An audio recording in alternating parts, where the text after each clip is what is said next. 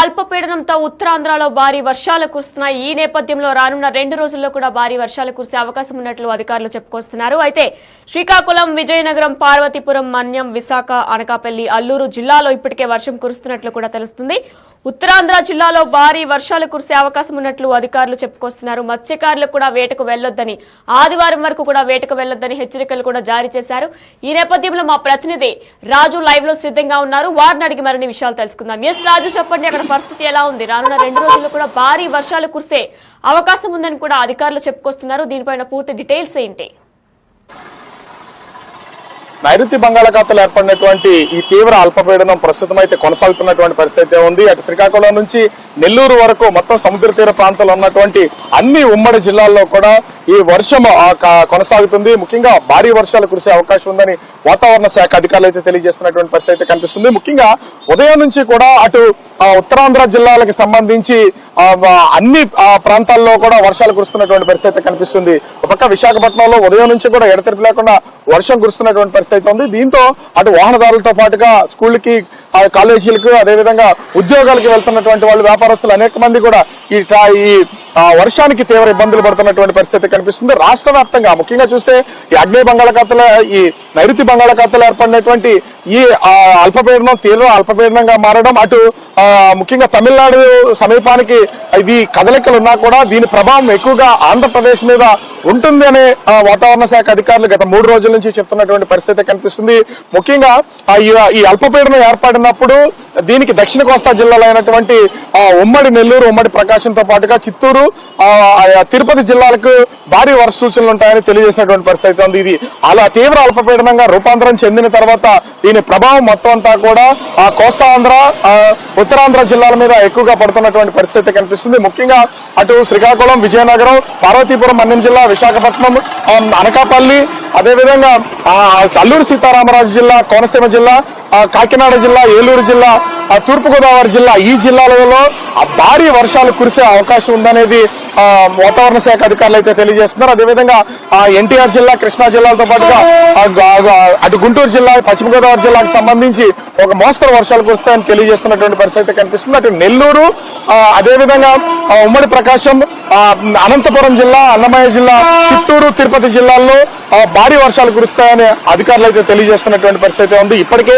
వాతావరణ శాఖ ఇచ్చినటువంటి సూచనల నేపథ్యంలో అటు యంత్రాంగం కూడా అప్రమత్తమైనటువంటి పరిస్థితి కనిపిస్తుంది. అయితే ఇక్కడ ఇప్పటికే మత్స్యకారులకి సముద్రంలోకి వేటకు వెళ్లొద్దని 3 రోజుల క్రితం నుంచే హెచ్చరికలు జారీ చేసినటువంటి నేపథ్యంలో మత్స్యకారులు కూడా సముద్రంలో నుంచి తిరిగి వస్తున్నటువంటి పరిస్థితి కనిపిస్తుంది. ముఖ్యంగా చూస్తే మత్స్యకారులకి ఎక్కడెక్కడైతే సముద్ర తీరాలకు ఇప్పటికే, ఎందుకంటే 15 రోజులకి 20 రోజులకు ఒకసారి వీళ్ళు వేటకు వెళ్లే పొజిషన్ ఉంటుంది కాబట్టి మత్స్యకారులు ఏ సముద్ర తీరం దగ్గరగా ఉంటే అక్కడికి చేరుకోవాలని సూచనలు చేసినటువంటి నేపథ్యంలో ప్రస్తుతం అయితే మత్స్యకారులందరూ కూడా వెనక్కి వచ్చినటువంటి పరిస్థితి ఉంది.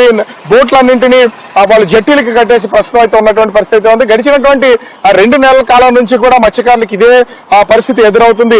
ముఖ్యంగా చూస్తే వీళ్ళు బోట్లు తీసుకుని సముద్రంలోకి వెళ్లడం, అదేవిధంగా వెంటనే తుఫాను హెచ్చరికలు రావడం, వెనక్కి వస్తున్నటువంటి పరిస్థితి అయితే కనిపిస్తుంది. దీనివల్ల మత్స్యకారులు కూడా తీవ్రమైనటువంటి నష్టాలు ఏర్పడుతున్నాయి. కాకపోతే ఎలాంటి ప్రాణాపాయం కానీ, ఆస్తి నష్టం కానీ జరగకుండా ఉండేలాగా వాతావరణ శాఖ ముందస్తుగానే హెచ్చరికలు జారీ చేస్తున్నటువంటి పరిస్థితి ఉంది.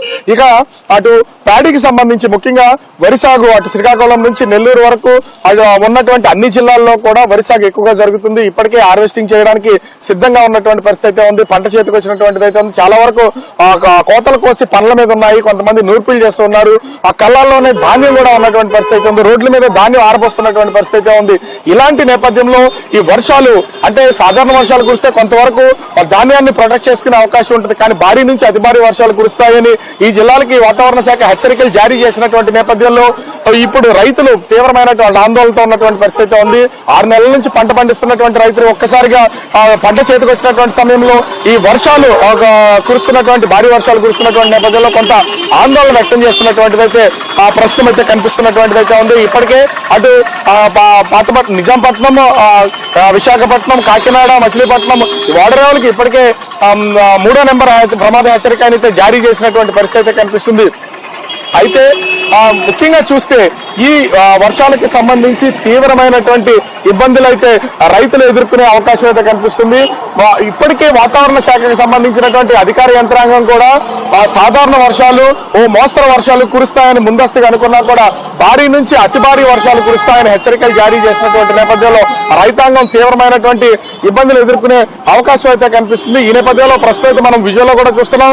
విశాఖ సిటీకి సంబంధించి కంటిన్యూగా వర్షం కురుస్తున్నటువంటి నేపథ్యంలో అటు ఉదయాన్నే అటు స్కూళ్ళు కాలేజీలకు కానీ వ్యాపారాలకు కానీ ఉద్యోగాలకు కానీ వెళ్తున్నటువంటి వాళ్ళు ఇతర పనుల మీద వెళ్తున్నటువంటి వాళ్ళు కూడా తీవ్రమైనటువంటి ఇబ్బందులు ఎదుర్కొంటున్నటువంటి పరిస్థితి ఉంది. వాళ్ళే బయటికి వెళ్ళడానికి కూడా చాలా అయితే ఖచ్చితంగా గొడుగులు ఉండాలి. రైన్ కోట్స్ ఇది అకాల వర్షాలు, ఇది వర్షాకాలం కాదు, శీతాకాలంలో వస్తున్నటువంటి ఈ వర్షాలు కొంతవరకు ఇబ్బందులు పడుతున్నటువంటి పరిస్థితి ఉంది. ముఖ్యంగా చూస్తే అటు మన్యం జిల్లాలకు సంబంధించి పార్వతీపురం మన్యం జిల్లా, అదేవిధంగా అల్లూరు సీతారామరాజు జిల్లాలో ఉన్నటువంటి గిరిజన ప్రాంతాలకి డిప్యూటీ సీఎం పవన్ కళ్యాణ్ పర్యటన అయితే ఈ రోజు నుంచి ఉంది. ప్రస్తుతం పవన్ కళ్యాణ్ కూడా విశాఖ సిటీలో ఉన్నటువంటి ఒక ప్రముఖ హోటల్ అయితే స్టే చేస్తున్నటువంటి పరిస్థితి ఉంది. మరికొద్దిసేపట్లో పవన్ కళ్యాణ్ అటు పార్వతీపురం మన్యం జిల్లాలో పర్యటనకు వెళ్లాల్సినటువంటిది అయితే కనిపిస్తుంది. కానీ వర్షానికి సంబంధించి కంటిన్యూగా కురుస్తూ వాతావరణం అనుకూలించినటువంటి నేపథ్యంలో మరి పవన్ కళ్యాణ్ ఏ విధంగా వెళ్తారనేది వేచి చూడాల్సినటువంటి పరిస్థితి ఉంది. ఇక్కడ నుంచి హెలికాప్టర్లు వెళ్తారా, లేకపోతే రోడ్డు మార్గాన్ని వెళ్లాల్సినటువంటి పరిస్థితి ఉందా చూడాలి. రోడ్డు మార్గాన్ని అయితే దాదాపుగా పవన్ కళ్యాణ్ 100 నుంచి 200 కిలోమీటర్లు పరిధి రోడ్డు మార్గాన ప్రయాణం చేయాల్సి ఉంటుంది. సో ఈ వర్షాల నేపథ్యంలో మరి పవన్ కళ్యాణ్ టూర్ ముందు కొనసాగుతుందా లేదా విశాఖలోనే రివ్యూ చేసి ఇక్కడతో నిలుపుదల చేసి తిరిగి మళ్ళీ అటు మంగళగిరి వెళ్తారా అనేది మాత్రం వేచి చూడాల్సినటువంటి పరిస్థితి ఉంది. అయితే అకాలంగా కురుస్తున్నటువంటి ఈ తీవ్ర అల్పపీడనం వల్ల వస్తున్నటువంటి వర్షాలతో అటు మత్స్యకారులు రైతులతో పాటు సామాన్య జనం కూడా ఉక్కిరిబిక్కిరవుతున్నటువంటి పరిస్థితి అయితే కనిపిస్తోంది. అయితే రాజు, ఏపీలో ఎక్కువ ఏ జిల్లాలకి ప్రభావితం కాబోతుంది? మరి మొత్తానికి ఈ రోజు డిప్యూటీ సీఎం కూడా ఏజెన్సీ పర్యటన చేయబోతున్నారు. మరి అది రద్దయిపోతున్నట్లయినా, ఎందుకంటే అరకు ఈ ప్రాంతాల్లో మనం చూసుకున్నట్లయితే వర్షం చలి తీవ్రత ఎక్కువ ఉంటుంది. అదంతా ఘాట్ రోడ్డు కూడా కాబట్టి రోడ్డు కూడా సరిగ్గా ఉండదు వర్షం పడుతున్న సమయంలో. మరి ఆయన పర్యటన కూడా రద్దవబోతుందా?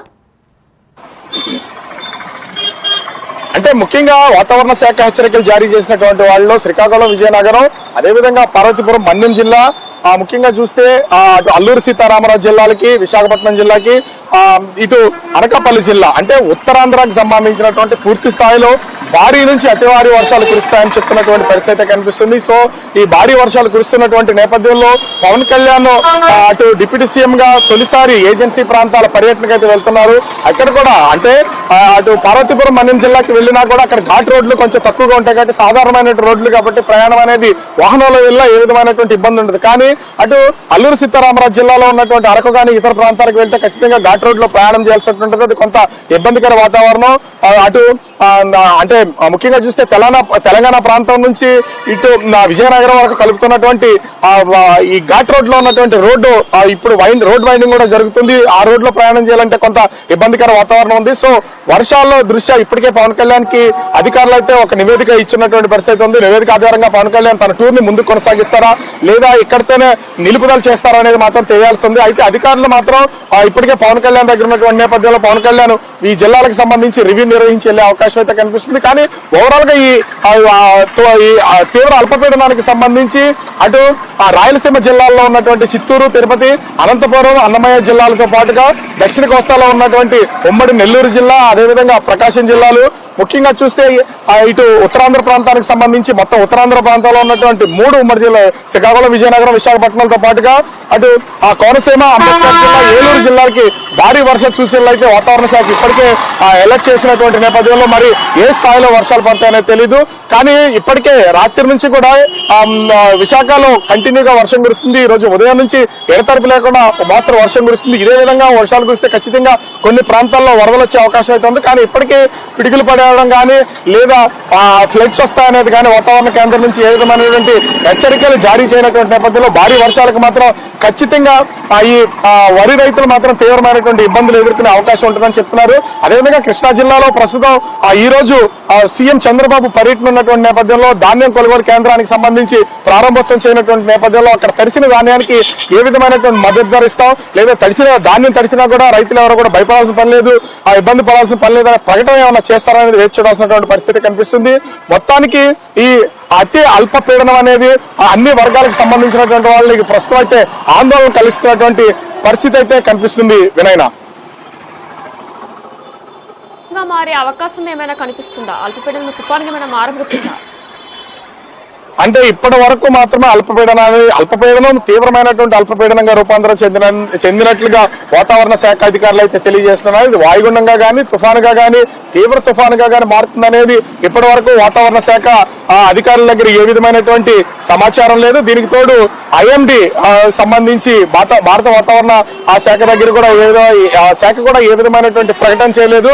విశాఖ వాతావరణ కేంద్రానికి సంబంధించి అమరావతి వాతావరణ కేంద్రానికి సంబంధించి కూడా నిరంతరం నివేదికలు ఇస్తున్నా కూడా అది తుఫాన్గా మారే అవకాశం అయితే ఇప్పటి వరకు చెప్పినటువంటి పరిస్థితి లేదు. కానీ తీవ్ర అల్పపీడనం మాత్రం పూర్తి స్థాయిలో అటు ఆ సముద్ర తీర ప్రాంత జిల్లాలైనటువంటి దాదాపుగా 9 ఉమ్మడి జిల్లాల్లో దీని ప్రభావం ఉంటుంది. భారీ వర్షాలు కురిసే అవకాశం ఉందని వాతావరణ కేంద్ర అధికారులు చెప్పినటువంటి నేపథ్యంలో ప్రస్తుతం ఇది తీవ్ర అల్పపీడనంగా మాత్రమే కొనసాగే అవకాశం ఉంది. ఈ తీవ్ర అల్పపీడన నేపథ్యంలో భారీ వర్షాలు కురిసే అవకాశం ఉన్నటువంటి నేపథ్యంలో అటు రైతుల్ని మత్స్యకారుల్ని సంసిద్ధం చేసినట్టుగానే ఎక్కడైనా సరే భారీ వర్షాలు కురిసి వరదలు కనుక వస్తే దాన్ని ఎదుర్కొనడానికి సంసిద్ధంగా ప్రభుత్వ యంత్రాంగాన్ని ప్రభుత్వం ఇప్పటికే సిద్ధం చేసినటువంటి పరిస్థితి కనిపిస్తుంది వినైనా. థ్యాంక్ యూ రాజు. మనం చూసుకున్నట్లయితే కూడా తీవ్ర అల్పపీడనంతో ఉత్తరాంధ్రలో మొదలైంది. ఇప్పటికే వర్షం అయితే శ్రీకాకుళం, విజయనగరం, పార్వతీపురం, మన్యం, విశాఖ, అనకాపల్లి, అల్లూరు జిల్లాలో ఇప్పటికే వర్షం కురుస్తుంది. అయితే రాత్రి నుంచి కూడా అక్కడ భారీ వర్షాలు కురుస్తున్నాయి. రానున్న 2 రోజుల్లో కూడా అత్యంత భారీ వర్షాలు కురిసే అవకాశం ఉన్నట్లు కూడా అధికారులు చెప్పుకొస్తున్నారు. అయితే మత్స్యకారులకు కూడా ఆదివారం వరకు వేటకు వెళ్లొద్దని ఇప్పటికే హెచ్చరికలు కూడా జారీ చేశారు. ఈ నేపథ్యంలోనే 3వ నెంబర్ ప్రమాద హెచ్చరిక కూడా పోర్టులకు అధికారులు జారీ చేశారు. అయితే కాకినాడ, కళింగపట్నం, గంగవరంలో కూడా వర్షాలు పడతాయని చెప్పేసి అధికారులు చెప్పుకొస్తున్నారు. అయితే విశాఖలో ఇప్పటికే రాత్రి నుంచి కూడా భారీ వర్షాలు కురుస్తున్నాయి. ఈ నేపథ్యంలో కూడా డిప్యూటీ సీఎం పవన్ కళ్యాణ్ కూడా మన్యం పర్యటన చేయాల్సి ఉంది, ఏజెన్సీ పర్యటన చేయాల్సి ఉంది. అయితే ఈ పర్యటన మరి రద్దు అవ్వబోతున్నట్లు కూడా సమాచారం అందుతుంది. ఎందుకంటే ఆ రోడ్స్ కానీ వర్షం కానీ పడుతుండడంతో ఆ రోడ్స్ ఇంకా రోడ్ వైండింగ్ చేస్తున్నారు కాబట్టి మరి ఆయన వెళ్తారా లేదా అనేది కూడా ఇంకా తెలియాల్సి ఉంది. అయితే ప్రస్తుతానికైతే రానున్న 2 రోజుల్లో కూడా భారీ వర్షాలు కురిసే అవకాశమే ఉన్నట్లు తెలుస్తుంది. అయితే మరి అల్పపీడనంతోనే అవుతుంది, తుఫానుగా మారే అవకాశం లేదు అని కూడా అధికారులు చెప్తున్నారు. మరి దీనిపై మీరు కూడా కమెంట్స్ రూపంలో తెలియచేయండి. మీరు కూడా ఆ ప్రాంతాల్లో ఉన్నట్లయితే కమెంట్స్ రూపంలో తెలియచేయండి. అయితే మీ వాళ్ళు ఎవరైనా కూడా ఆ ప్రాంతాల్లో ఉంటే వాళ్ళకి ఈ వీడియో షేర్ చేయండి.